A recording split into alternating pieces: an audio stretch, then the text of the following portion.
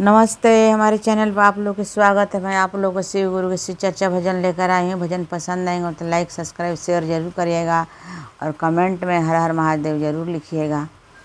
तो हरे बनावल गुरु जी मनुष्य के तनावा हो, तू हरे बनावल सना सारा हो गुरु जी, तुहरे बनावल सना सारा हो गुरु जी। काहे रचला माया के बाजारा हो गुरु जी, काहे रचला माया के बाजारा हो गुरु जी। केहू के दिहला गुरु जी अन्नधाना सोनावा हो, केहू के मोहलया टारी हो गुरु जी, केहू के मोहलया टारी गुरु जी।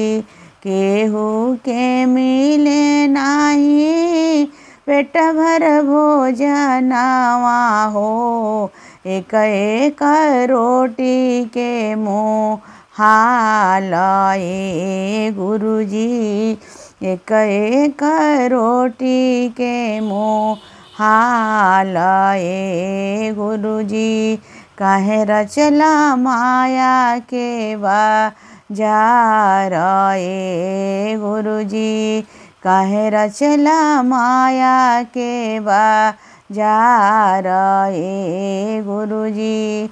सुखवा में ये गुरु जी सबके हो पूछेला, दुखवा में केहू न सहाया हो गुरु जी, दुखवा में केहू न सहाई हो गुरु जी।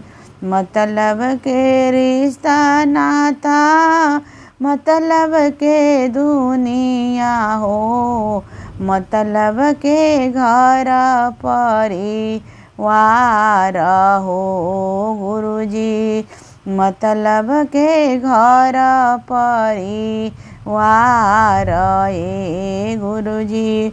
काहे रचला माया के बाजार ए गुरु जी, काहे रचला माया के बाजार ए गुरु जी। अपने त घूमी गुरु जी बसा सवारिया हो, घूमी ले सगरो जहान हो गुरु जी, घूमी ले सगरो जहान ए गुरु जी। माया के बजरिया में हमरो जो पड़िया हो, कब आइब हमरो दुआर हो गुरु जी, कब आइब हमरो दुआर ए गुरु जी। काहे रचला माया के बाजार ए गुरु जी। भैया हरिंदर दिहले 3 सूत्र ज्ञानवा हो, पालन करी सुबह शाम हो गुरु जी, पालन करी सुबह शाम हो गुरु जी।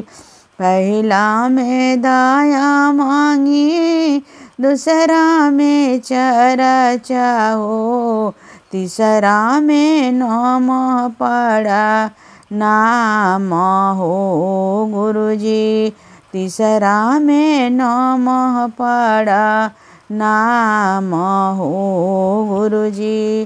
काहे रचला माया के बाजार हो गुरु जी, काहे रचला माया के बाजार हो गुरु जी।